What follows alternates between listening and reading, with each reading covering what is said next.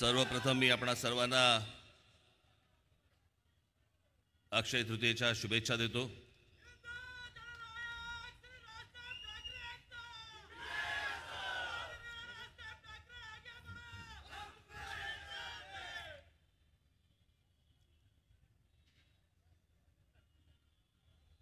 दुपार संध्याकाळच्या वेळेला विजांसकट जो काही पाऊस पडला,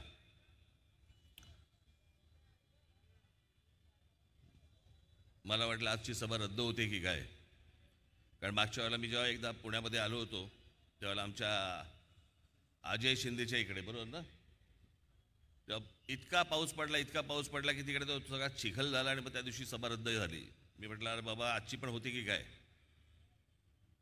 या सगळ्या अवकाळी पावसामुळे अनेक ठिकाणी सभा रद्द झाल्या, पण आज तुमच्या साक्षीने ही एक भव्य सभा इथे आज पुण्यामध्ये होत आहे। खरं तर निघताना मी साधा कॉटनचा झब्बा आणि लेंगा काढला होता, म्हटलं जाऊ, पण म्हटलं पाऊस पडला तर रामतेरी गंगा मेरीचा सीन नको व्हायला। पण मी आपल्या बरोबरच्याला सांगितलं जरा झब्बा काढ, कारण मी तुमच्याशी बोलत राहीन, मागच्या ऐकायच्या मनस्थितीत नसतील।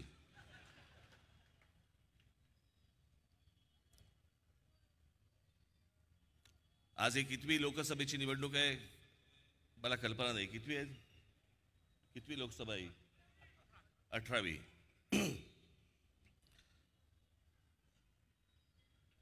मी मध्यंतरी एक मुलाखत दिली होती, एक चॅनल आहे बोल भिडू नावाचं, आत्ता एक 7-8-10 दिवसापूर्वी। त्याच्यामध्ये मी म्हटलं होतं की म्हटलं मला समज नाही म्हणणार मी त्याला, पण राजकारणाची उमज ज्याला म्हणतो आपण, असा साधारणपणे तो काळ होता 1975चा काळ होता, ज्याला आणीबाणी लागली गेली। त्यावेळेला अख्खा देश असा सगळा घुसळून निघत होता। मी शाळेमध्ये होतो, परंतु समजत होतो, आजूबाजूचं वातावरण पाहत होतो।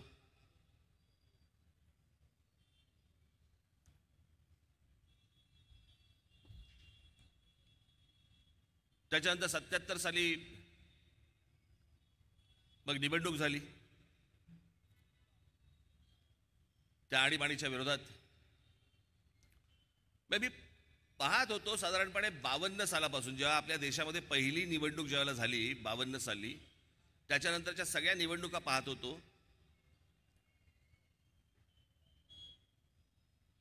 मग ती 71ची निवडणूक असेल, ती गरिबी हटवणारा होता, काहीतरी एक विषय होता।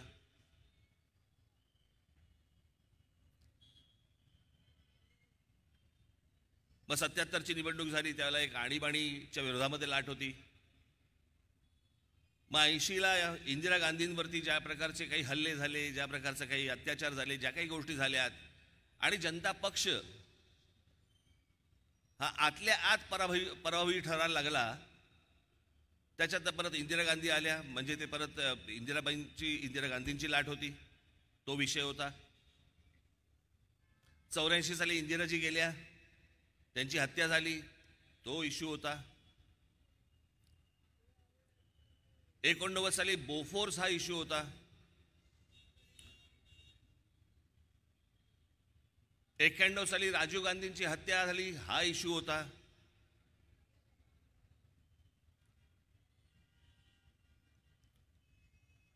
96 साली मला असं वाटतं की बाबरी मशीद हा विषय होता। बाबरी मशीदचा ढाचा पडला होता, त्याला 92-93 दंगली बिंगली झाल्या होत्या, बॉम्बस्फोट झाले होते। 98ला कांदा विषय होता, कांदा महागला आणि तो विषय झाला होता तेव्हा। 99ला कारगिल विषय झाला, आणि त्याचबरोबर विदेशी बाई, परदेशी बाई म्हणून शरद पवार बाहेर पडले आणि आतमध्ये गेले परत।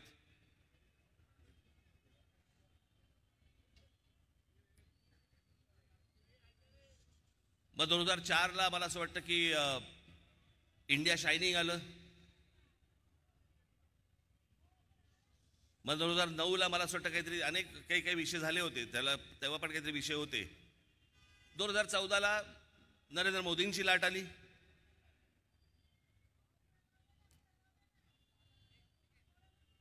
तो विषय होता, तो इश्यू होता. 2009ला मग ते सगळं पुलवामा वगैरे ह्या सगळ्या गोष्टी झाल्या, त्याचा इश्यू होता. ही मी पहिली निवडणूक बघतोय, इतक्या वर्षातली मी ही पहिली निवडणूक बघतोय ज्याला इश्यूच नाहीये, ज्याला विषयच नाहीये. आणि ते विषय नसल्यामुळे प्रत्येक जण आई बहिणीवरनं आपापल्या काढतोय सगळं. एकेकाची भाषणं बघत होतो, एक एक जण बोलताना पाहत होतो. ही सगळी भाषणं आणि या सगळ्या गोष्टीतनं महाराष्ट्र असा कधी नव्हता हो. या सगळ्या गोष्टी बाहेरच्या राज्यात चालू शकतात, इतर राज्यांमध्ये चालू शकतात, परंतु ह्या सुसंस्कृत महाराष्ट्रामध्ये अशा प्रकारच्या भाषा आणि अशा प्रकारच्या भाषणांमधनं शिव्या आणि सगळ्या गोष्टी असा महाराष्ट्र कधी नव्हता.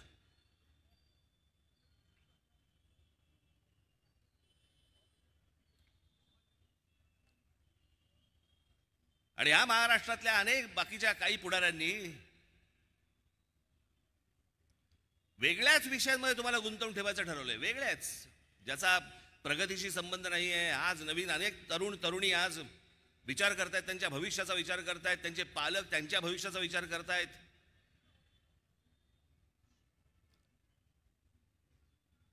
मी आजची सभा तुम्हाला सांगू का मी का घेतोय? मुरलीधरजी आज एका पुण्यासारख्या शहरामध्ये, इतक्या एका मोठ्या शहरामध्ये, इतके विद्वान या शहराने दिले, जगभरातल्या अनेक कंपन्यांना इतके सल्लागार दिले, अशा एका पुणे शहरामध्ये तुम्हाला एका पुन्हा सत्तेत बसणाऱ्या एका पक्षाच्या खासदारकीची उमेदवारी तुम्हाला मिळालेली आहे. म्हणून मी तुमची सभा घेण्यासाठी आलोय. एक 4 गोष्टी मला काही सांगायच्या आहेत तुम्हाला. आपण विमानतळावर कोणाला तरी सोडायला जातो बघा, किंवा ट्रेनमध्ये सोडायला जातो, आणि मग जाताना काही 4 सल्ले देतो. बाहेरचं पाणी पिऊ नको, बाहेरचं कुठे खाऊ नको. मी काही जणांचं ऐकलंय विमानातनं जाताना पण खिडकीतनं हात बाहेर काढू नको असं पण सांगतात.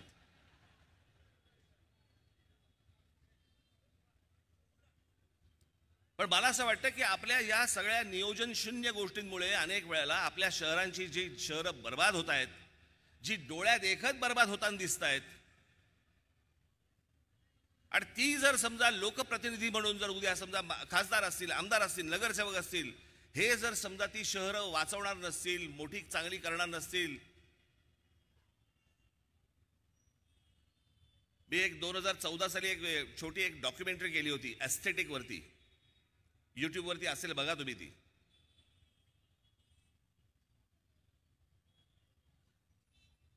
आणि त्या डॉक्युमेंटरीमध्ये मी एवढंच म्हटलं होतं की आज आपल्या देशामध्ये का नोकऱ्या उपलब्ध नाहीयेत? आहेत.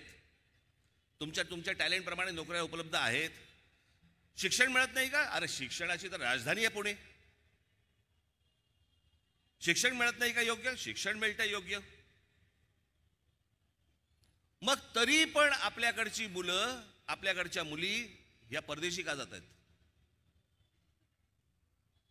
शिक्षण तर त्यांना इथेही मिळतंय, नोकऱ्या तर त्यांना इथेही मिळत आहेत, पगार कमी जास्ती प्रमाणामध्ये काही गोष्टी असतील, का जात आहेत मध्ये?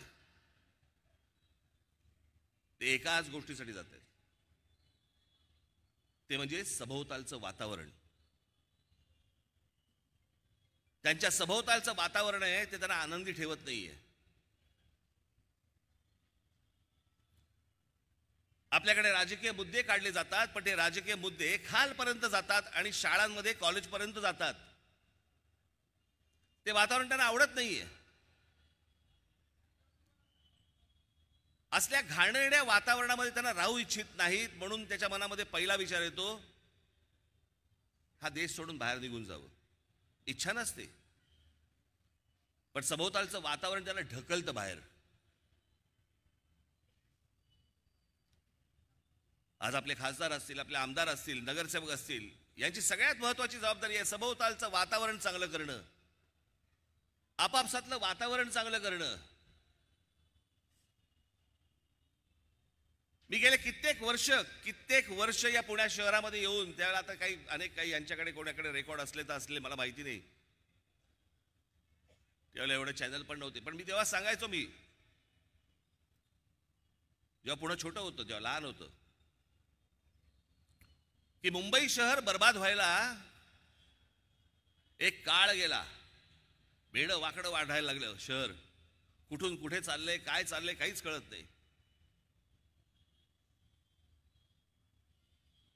पण मुंबई शहराची वाट लागायला एक काळ गेला. पुणे शहराची वाट लागायला वेळ नाही लागणार.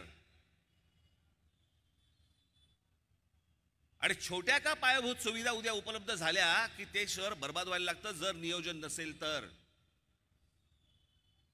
एक मुंबई पुणे एक्सप्रेस हायवे हा झाला आणि वेड्यासारखं हे शहर वाटेल तिकडे पसरायला लागलं. त्याला काही नियोजन नाही, काही नाही. कुठेही रस्ता निघतोय.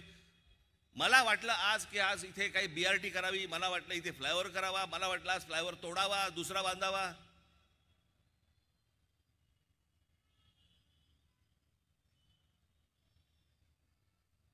काल परवाकडे मी बघत होतो, पुणे शहर, फक्त पुणे महानगरपालिका, एवढीच फक्त गोष्ट बोलतोय, पुणे महानगरपालिका या शहराची लोकसंख्या आहे 70 लाख.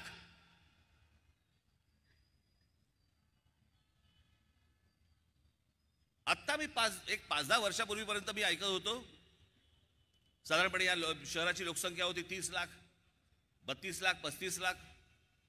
आज बघतोय 70 लाख. आणि या 70 लाख लोकसंख्येच्या शहरामध्ये वाहनं किती आहेत? 72 लाख.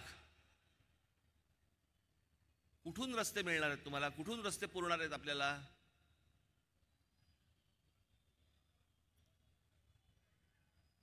ही सार्वजनिक बसेसची व्यवस्था जी आपली असते, आता मेट्रो सुरू झाली आहे. मी मागे मेट्रो सुरू करताना मी आपल्याच अधिकाऱ्यांना सांगितलं होतं, म्हटलं एक सुरू करून बघा पहिल्यांदा पुणेकर जात आहेत का. प्रत्येक शहराची एक मानसिकता असते. मुंबईमध्ये रेल्वेने प्रवास करणं, BSTने प्रवास करणं वर्षानुवर्ष चालू आहे. पुणेकरांची काय परिस्थिती आहे?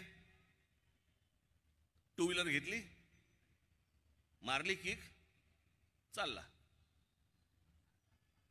कोण जिना चढेल आणि कोण ती मेट्रो पकडेल आणि कोण कशाला जाईल, त्यापेक्षा आपल्या इथून पटकन जाऊन येतो. हा प्रत्येकाच्या विचारातनं आज ज्या व्हेकल्स वाढलेले आहेत पुणे शहरामध्ये, उद्या रस्ते मिळणार नाहीत आपल्याला. मी जी काय माहिती काढली त्याप्रमाणे पुणे शहरामध्ये साधारणपणे एका शहराला रस्ते हे त्या शहराच्या लोकसंख्येप्रमाणे 15% रस्ते लागतात. आज पुणे शहरामध्ये साधारणपणे 7.5 ते 8% रस्ते आहेत. उद्या सकाळी घरातनं निघाल आणि तिथेच असाल.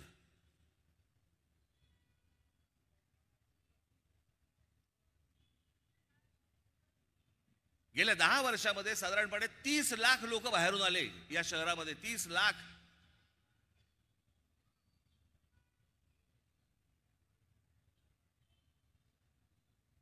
शिक्षणासाठी आले, उद्योगासाठी आले. मी फक्त नुसतं तुमच्यासाठी फक्त वाचून दाखवतो, आपल्याकडे कल्पना नसते की पुणे हे शिक्षणाच्या दृष्टीने कदाचित जगातलं असं एकमेव शहर असेल की जिथे एका शहरात सगळ्यात जास्ती विद्यापीठ आहेत आणि वेगवेगळ्या शैक्षणिक संस्था आहेत. पुण्यात सरकारचं सावित्रीबाई फुले विद्यापीठ आहे. त्या व्यतिरिक्त 12 डीम्ड युनिव्हर्सिटी आहेत, 5 खाजगी विद्यापीठे आहेत, 6 स्वायत्त ऑटोनॉमस विद्यापीठे आहेत, नॅशनल डिफेन्स अकॅडमी आहे, defence institute of advance technology आहे, केंद्र सरकारची 2 महत्त्वाची कॉलेजेस आहेत, त्याशिवाय राज्य सरकारची इंजिनिअरिंग कॉलेज आहेत, 8 मेडिकल कॉलेजेस आहेत. याशिवाय सदन कमांड पुण्यात आहे. देशातील पहिल्या 15 टॉप IT कंपन्यांची ऑफिसेस आहेत.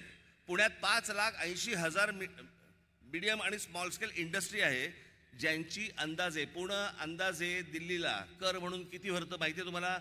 75 ते 80,000 कोटी रुपये भरतं.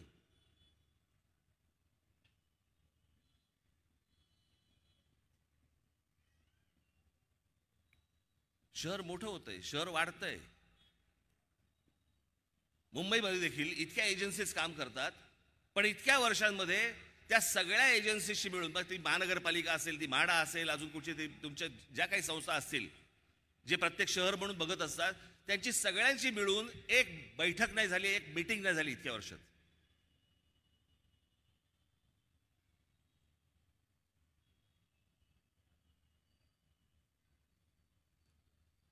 माझ्या आपल्या नगरसेवकांना, माझ्या आपल्या आमदारांना, माझ्या भावी खासदारांना माझी विनंती आहे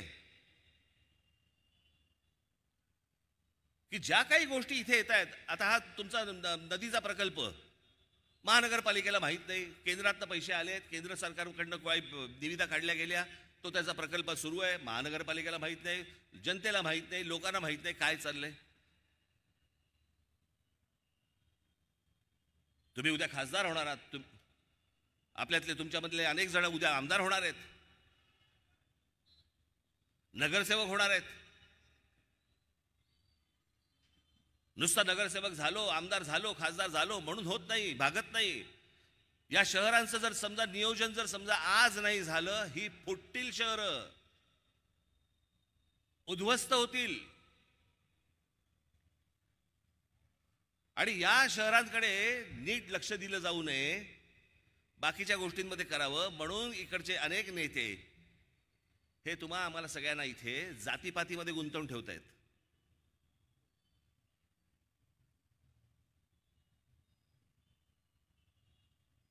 मी अनेकदा हात जोडून विनंती केली आहे, जातीपातीतनं बाहेर या, पहिल्यांदा तुमच्या स्वतःचा विकासाचा विचार करा, तुमच्या आयुष्याचा विचार करा. या जातीपातीतनं तुम्हाला हाताला काही लागणार नाही. एखादा माणूस असतो तो स्वतःची कमजोरी लपवण्यासाठी म्हणून जातीचा आधार घेतो आणि समाजामध्ये पसरवतो.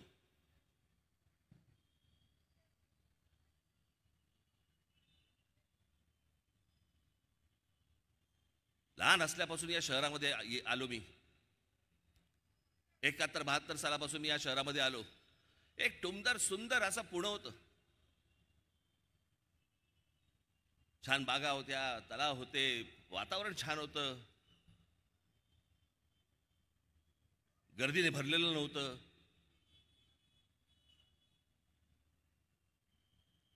आज त्याच पुण्यामध्ये येताना काय अवस्था झाली, कुठून कुठपर्यंत शहर पोहोचलंय जरा एकदा अंदाज तर घ्या. आणि ही नियोजन शून्य जेव्हा शहरं उभी राहायला लागतात, त्याच्यातनं काही आपल्याला हातात लागणार नाहीयेत आणि अनेकांची इच्छा देखील नाहीये. आणि म्हणून ते तुम्हाला दुसऱ्या गोष्टींमध्ये गुंतवून ठेवण्याचा प्रयत्न करतायत.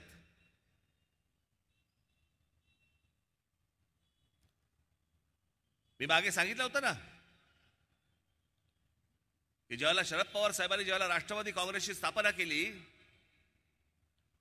1999 साली, आज राष्ट्रवादी काँग्रेसची पण लोक इथे आहेत, पण ते अजितदादांबरोबर आहेत.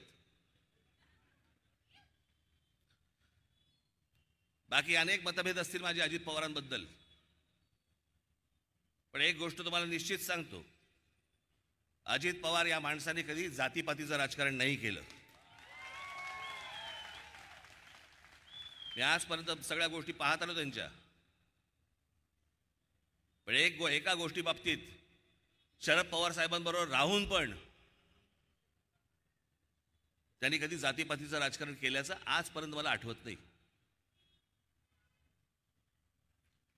आणि हे सगळं जे जातीपातीचं विष हे 1999 सालापासून जे कालवायला सुरुवात झाली आहे, इथे संभाजी पार्कमध्ये राम गणेश गडकरींचा पुतळा उखाडला गेला होता. अरे माहिती आहेत का ते कोण आहेत? राम गणेश गडकरी माहिती आहेत का? अनेकांना वाटलं नितीन गडकरींचे नातेवाईक आहेत म्हणून उखडला.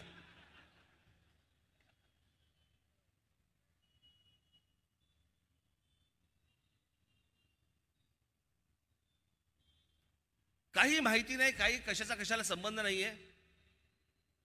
पण ह्या सगळ्या गोष्टी, ते जेम्स लेन प्रकरण आणलं गेलं, त्या जेम्स लेन प्रकरणामधनं विष कालवलं गेलं.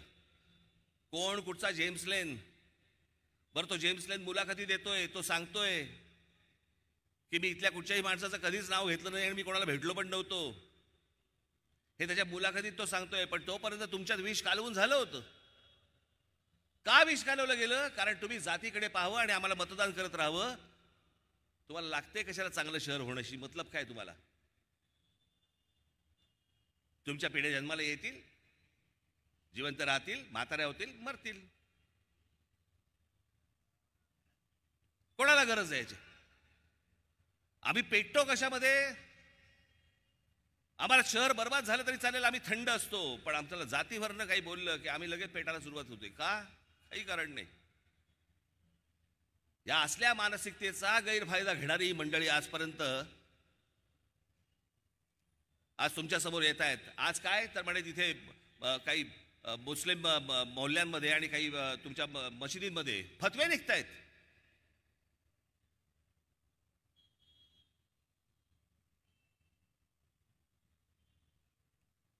की काँग्रेसच्या उमेदवारांना सगळ्या मुसलमान समाजांनी मदत करावी, मतं द्यावीत. अनेक मुसलमान आहेत जे सुज्ञ आहेत, ज्यांना अकला आहेत, ते यांच्या वाट्याला जाणार नाहीत. त्यांना समजते काय चाललंय राजकारण. ते आत्ता या निवडणुकीच्या तोंडावरती हे तुम्ही फतवे काढताय.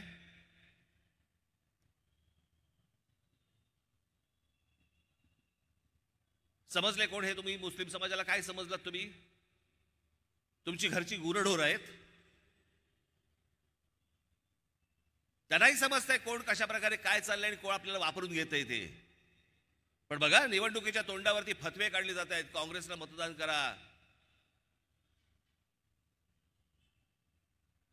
उद्धव ठाकरेंच्या शिवसेनेला मतदान करा.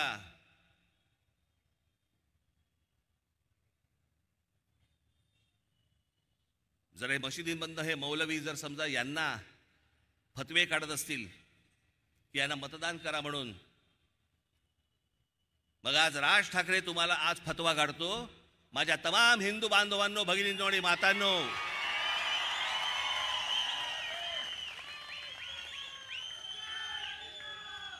मुरलीधर मोहोळ असतील, भारतीय जनता पक्षाचे काही अजून इतर कुठचे शिंदेचे, अजित पवारांचे जे उमेदवार असतील, त्याला भरघोस मतांनी मतदान करा. ही जी अनेक लोकांची जी चळवळ चालू आहे ना, चळवळ काँग्रेसला मतदान करण्याच्या दृष्टिकोनातनं, हे कशासाठी? कारण गेल्या 10 वर्षामध्ये तोंड वरती नाही काढता आलं यांना.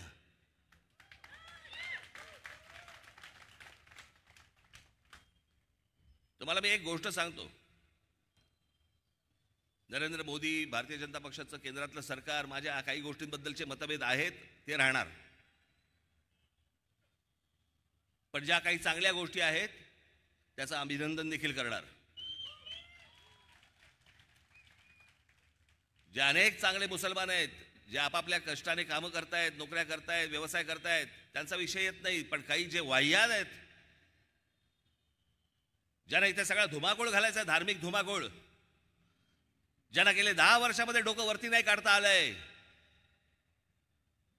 ते या सगळ्या काँग्रेसच्या माध्यमातून डोकं वर काढण्याचा प्रयत्न करतायत आणि म्हणून हे सगळे फतवे निघतायत. उद्या जर परत यांच्या हातामध्ये जर काही गोष्टी गेल्या चुकून, पुन्हा रस्त्यावरती फिरणं परत हे कठीण करून ठेवतील. मला अजूनही आठवतोय तो सगळा 80-90चा सगळा काळ, काय काय चालू होतं यांचे, उन्माद सुरू होते, उन्माद. त्या सगळ्या गोष्टींचा शेवट होता हा बाबरी मशिदीचा ढाचा पडणं.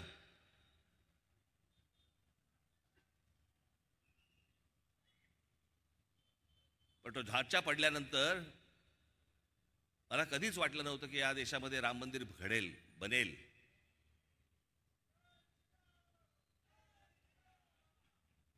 पण तुम्हाला निश्चित सांगतो, मी परत मगाशी म्हटल्याप्रमाणे काही मतभेद असतील, पण राम मंदिर जर कोणामुळे होऊ शकलं असेल तर ते नरेंद्र मोदींमुळेच होऊ शकलं या देशामध्ये.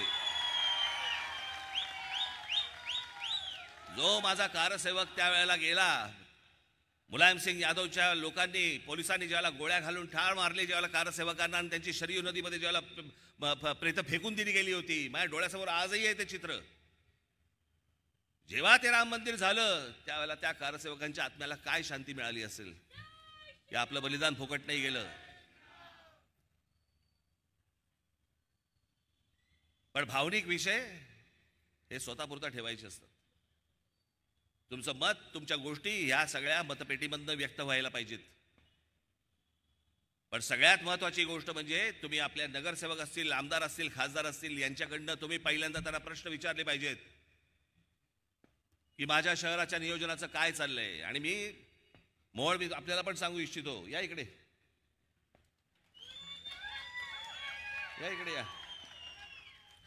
ज्या पुणे शहरातल्या लोकांकडनं अनेक तज्ज्ञ लोक इथे राहतात, अनेक विद्वान लोक इथे राहतात, या शहराची मांडणी कशा प्रकारे झाली पाहिजे, कशा प्रकारे याला पाणी पुरवठा झाला पाहिजे, कशा प्रकारे याची आरोग्य व्यवस्था असली पाहिजे, कशा प्रकारचे इथे रस्ते, फ्लायओव्हर्स, ब्रिजेस हे झाले पाहिजेत, या माझ्या पुण्यामधल्या जनतेला सुखाने कसं नांदता आलं पाहिजे, घरातनं बाहेर पाऊल ठेवल्यावरती सुखासमाधानाचा श्वास घेता आला पाहिजे. मी एका चांगल्या शहरामध्ये राहतोय, हे चित्र उभं करण्याचं काम, जबाबदारी ही तुम्हा लोकांवरती आहे.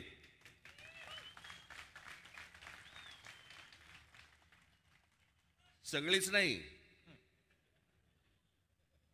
पण खासदार, आमदार, नगरसेवक सगळ्यांनी मिळून ह्या सगळ्या गोष्टी करायच्या असतात. मला असं वाटतं की याची सगळ्यांची मिळून एक बैठक होणं गरजेचं आहे आणि या पुणे शहराला एक चांगला आकार देण्याचा आपण प्रयत्न करू. माझा तर सहभाग तर 100% असेलच असेल, त्याच्यामध्ये काही दुमत नाही.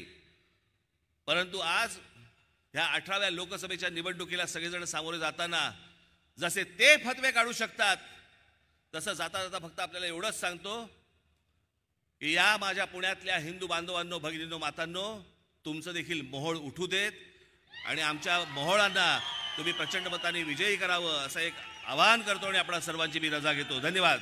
जय हिंद, जय महाराष्ट्र. धन्यवाद साहेब. आजच्या या सभेची सांगता राष्ट्रगीताने होईल. सर्वांनी राष्ट्रगीतासाठी उभं राहायचंय.